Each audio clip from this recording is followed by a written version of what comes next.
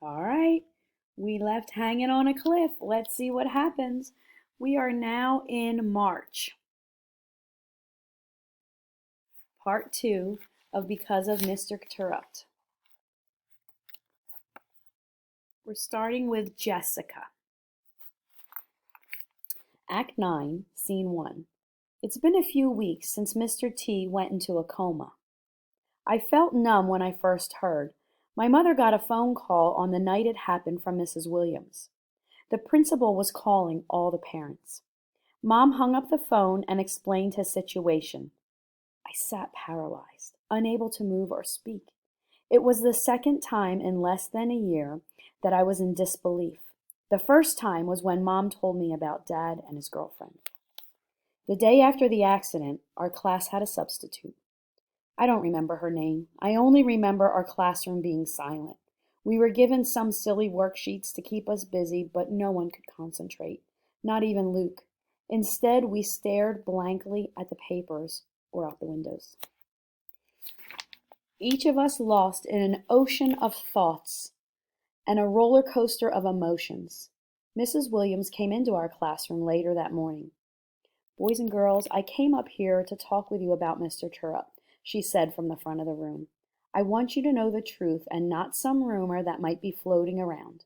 Mr. Turrup is in a coma, which means he's not conscious." That wasn't all Mrs. Williams said, but that's all I remember. I already knew the truth, but I wasn't ready to hear her or anyone else talk about it so freely. I knew about comas. People don't always wake up from them. It wasn't fair.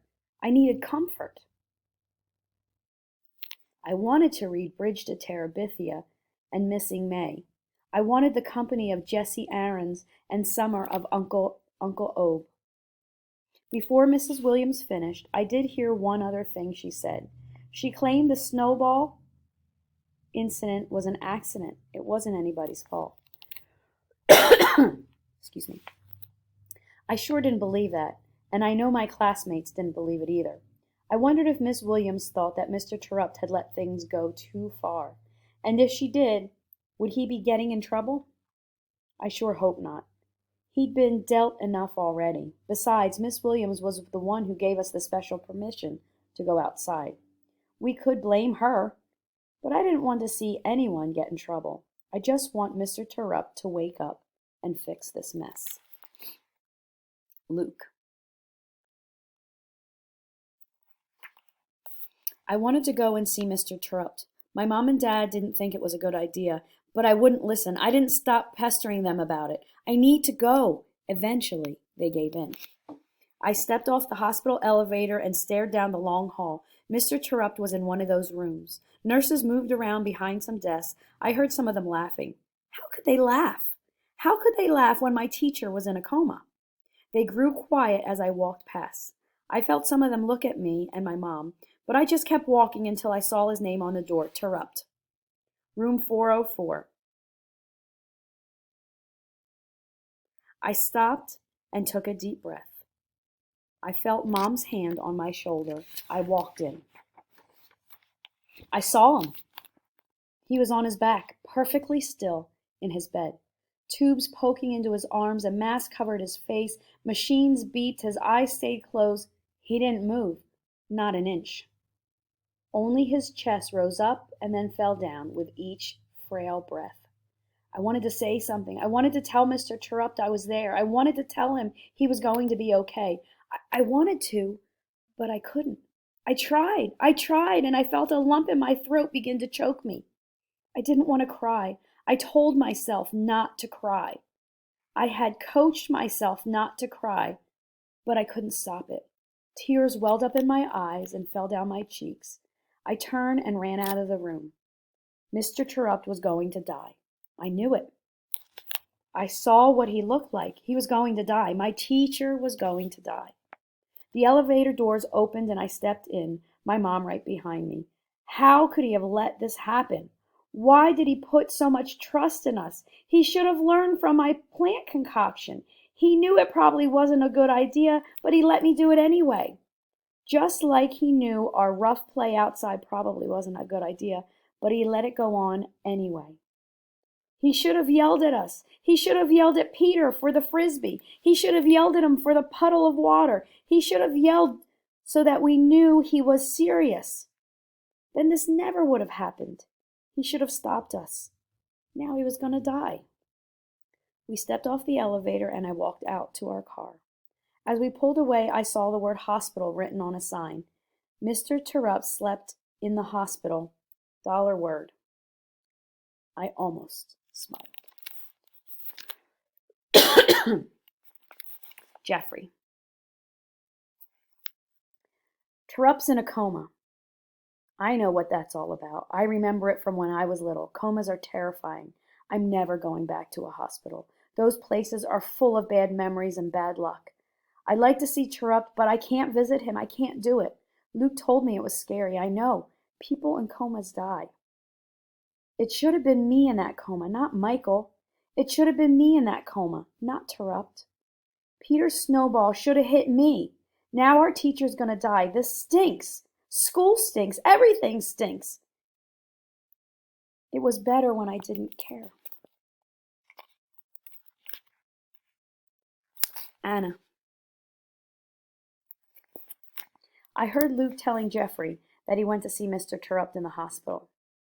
That it was awful and that Mr. Terupt wasn't awake or moving. But I couldn't help feeling the way I did. I wanted to go and see him too. I just didn't think I could do it alone. So I asked Jessica and Danielle to go with me. We sat at lunch. We were quiet. No one talked much. Not since the accident. Anna, what's wrong? Jessica asked. She's always good at knowing when something's not right. Nothing, I said. I pulled my PB&J apart. Just tell us, Danielle said. I still didn't say anything, focused on my sandwich, picking it, but not really eating it. Come on, Danielle urged. I blurted it out. I want to go and see him. Silence. I brushed my sandwich pieces into a pile. I noticed Danielle and Jessica weren't eating either. The three of us busied ourselves with staring at our food. Me too, Jessica finally said. Really? Danielle said. Aren't you guys scared to go? Yes, I said. I scooched forward. So let's go together. Will you guys go with me? I will, Jessica said, pushing her food aside. You think your parents will let you? Danielle asked. She was asking both of us, but I didn't answer. I already asked my mom. She said she'd take us. I'll try, Danielle said. I want to go. We're stronger when we stick together, remember? Jessica said, just like Mr. Terupt told us. Her voice got quiet as she mentioned his name. We got quiet. We didn't talk about him anymore. It hurt too much. Danielle. I knew Ma and Grandma would have a fit about me going to the hospital with Anna, especially with her mom. But I didn't care. Not this time. I found the courage to ask them because it was important to me. We were sitting at the kitchen preparing dinner. I peeled the potatoes. Grandma peeled the apple for one of her delicious pies. Mom managed everything else. When do you think this snow's gonna be gone? Grandma asked. Farmers love to talk about weather. A nice hot apple pie did sound wonderful in this cold, snowy weather. I inhaled deeply and then took the plunge. I want to go see my teacher, said Anna. Anna's mother is still driving her and Jessica. I'd like to go with them. You're not going anywhere with that girl and her mother. We've already told you that, Grandma snapped. Mother, Mom said, I'll handle this. Keep an eye on dinner. Danielle, come with me. I don't like it, Grandma said. Apple peels missed the pile and she threw them on the floor. I'm so grateful my mom pulled me away. I love Grandma, but she's like a piece of iron, unbendable. And forget about the teacher thing. In her mind, a teacher's still the person that raps you on the knuckle with a ruler or across the backside with a paddle. She doesn't get Mr. Terupt at all. According to Grandma, the whole incident is his own fault. Seems to me that teacher of yours has only himself to blame, Grandma said one night while we were doing dishes. If he had more control over them boys, especially that Peter, this would never have happened. I stopped drying the plate in my hands. He needed a licking months ago. And a good teacher would have given him one. My plate smashed into the kitchen floor. I didn't mean to drop it. Mom, on the other hand, she gets it. I've told her about Mr. Trupp many times, so I know she understands how special he is. We sat on my bed side by side, not looking at each other, but at the wall across from us. I'd hung my sketch of Mr. Trupp there. You really want to see him? Mom asked. Yes. It's not going to be easy. He's going to have machines and tubes hooked up to him. He's not going to look at you or say anything. I know. Luke was talking in school about his visit. He said it was very scary. And I don't like you being around Anna or her mother, but I also think it's probably better that you go with your friends than go alone. Charlie could drop me off and pick me up. The bed bounced as I twisted to face Mom. It sounded like she was about to agree. Please. Anna. It was time for us to go to the hospital. Jessica and her mother were already at my house. Our moms sat in the kitchen drinking coffee like they often do now. Jessica and I sat around with some books, but she even found it difficult to focus enough to read. Danielle's here, I announced as soon as I saw the pickup truck pull into our snowy driveway. Mom came to the porch door to greet her with me. Oh my goodness, I heard my mom say to herself. She didn't even realize I was staring right at her. Same old red farm truck. Did she know that truck? I didn't get it.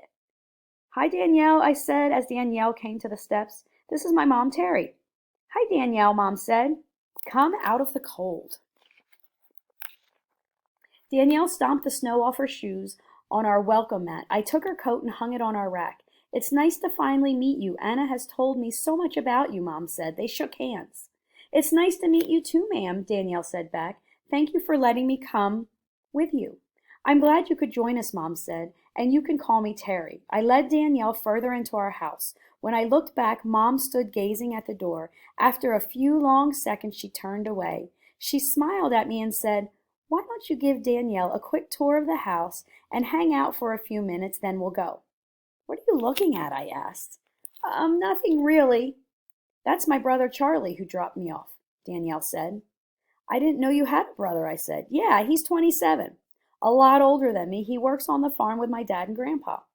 I looked at Mom. She's 27, too. He drives that red Ford everywhere, Danielle says. Always has, Mom said. Does it still have a dent in the driver's side door? Yes, ma'am, Danielle said. My jaw dropped. What was going on? How did Mom know that? And why was Danielle as shocked as me about her knowing? I looked at Mom, but before I could get anything out of my mouth, I didn't know what to say anyway. She said, A quick tour, Anna. Danielle. You're young just like my brother, I wanted to say to Anna's mother, but I didn't want to be disrespectful, so I didn't say anything. As she stood staring at the door at Charlie, I could tell Anna was playing matchmaker again, but I didn't say anything about that either. My family would never want to see Charlie and Terry together, never. I also met Jessica's mom. She was very nice. You can call me Julie or Mrs. Reitman, whichever you're more comfortable saying, she said. Anna's house was simple but nice. I guess you don't need a big old house when it's just you and your mom. The thing I liked best about Anna's place was the artwork hanging on the walls. I took a closer look at one of the sketch and read the name, Terry Adams, at the bottom. Anna's mother was an artist. I looked down at the sketch I held in my hands, the one that came from my bedroom wall. I had brought it to leave in Mr. Turup's room. Mrs. Adams must have noticed me looking at her work and my work. Is that one of your sketches? She asked. Anna has told me that you're a beautiful artist. I held the drawing out for her to see, but I didn't say anything. Well, I'd say Anna was right. That is a lovely piece, Danielle. Thank you, ma'am, I said. You've done some wonderful things with shadowing and texture. She pointed to the different areas of my sketch. I'm not sure what that means, ma'am, but thank you. Next time you come over, I'd be happy to do some sketching with you, she said, and I'll give you a few pointers if you'd like. Next time I come over, she said. Anna and Jessica and her mom joined us. Told you she was an amazing sketch artist, Anna said to her mom. Mrs. Adams smiled at us. Come on, Danielle. I'll show you some of Mom's other drawings in my bedroom. I followed Anna, but not before I